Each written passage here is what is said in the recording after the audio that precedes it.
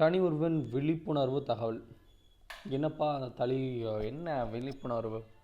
So வணக்கம். அரசு ஊழியர்கள் மீது வழக்கு தொடுக்க முன் அனுமதி தேவையில்லை. தேவையில்லையா? ஆம், அவர்கள் மீது நீங்கள் வழக்கு தொடுக்க தேவையில்லை.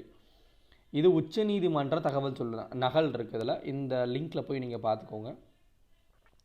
பணிபுரியும் நேரம் அல்லாது மற்ற நேரங்களில் சட்டவிரோத செயல்கள் ஈடுபடும் அரசு அலுவலர்கள் மீது வழக்கு தொடுக்கும் முன் அனுமதி தேவையில்லை என்று உச்சநீதிமன்றம் தெரிவித்துள்ளது. பஞ்சாயத்து ஹரியானா மாநிலம் சேர்ந்த காவல்துறை உயர் அதிகாரி SS மத் VS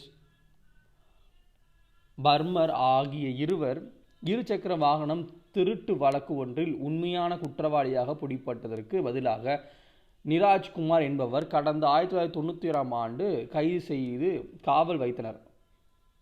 இதையடுத்த நிராஜ்குமாரின் தாய் அந்த காவலர் இருவரும் எதிராக ஷேன்கேஸ் நீதிமன்றம் வழக்கு கொடுத்தார். அந்த வழக்கில் கடந்த 2006 விசாரித்த அந்த நீதிமன்றம் இந்த அதிகாரிகள் எதிராக குற்றச்சாட்டு பதிவு செய்துள்ளனர். அவர்கள் நோட்டீஸ் அனுப்பியது. இதை தொடர்ந்து அரசு அலுவலர்கள் மீது வழக்கு தொடுக்க அனுமதி தேவை என்று ஒரு மனு பஞ்சாயத்து உயர் நீதிமன்றம் அந்த அதிகாரிக்கு தாக்கல் செய்தனர். அந்த மனுவை உயர்நீதிமன்றம் தள்ளுபடி செய்து அதையடுத்து இந்த அதிகாரிகள் இருவரும் உச்ச நீதிமன்றத்தில் மேல்முறையீடு அனுமதியில் தாக்கல் செய்தனர். இந்த அனுமதி வெள்ளிக்கிழமை நிராகரித்த உச்சநீதிமன்றம் அவர்கள் மீது வழக்கு கொடுக்க அனுமதி தேவையில்லை என்று உத்தரவிட்டது. தினமணி கொடுத்துருக்குப்பா அது. ஸோ இதில் ஒரு பாயிண்ட் என்னென்னா, பணிபுரியும் நேரம் அல்லாது மற்ற நேரங்களில் சட்டவிரோத செயல்கள் ஈடுபடும் அரசு அதிகாரிகள் மீது வழக்கு தொடுக்க முன்னதை தேவையில்லை. ஸோ ஒர்க்கிங் ஹார்ஸ் தான் முக்கியம். ஒர்க்கிங் ஹார்ஸை தாண்டி ஒர்க்கிங் ஹார்ஸில் அவங்களுக்கு இம்யூனிட்டி இருக்குது.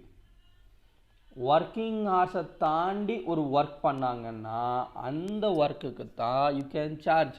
அவங்க ஒர்க்கிங் ஹார்ஸில் தப்பு பண்ணால் you need to separate. Working ஹார்ஸில் அவங்க இல்லை அப்படின்னு நீங்கள் ப்ரூவ் பண்ணால் மட்டுமே யூ கேன் சார்ஜ். ஒர்க்கிங் ஹார்ஸ்லேருந்து தப்பு பண்ணாங்கன்னா இப்போ தான் ஒர்க்கிங் ஹார்ஸ்லேருந்து தப்பு பண்ணுறாங்களே. ஸோ இது ஒரு லூப் ஹோலாகவும் இருக்கலாம், இது யூஸாகவும் இருக்கலாம். ஓகே, டேக் கேர், பாய்.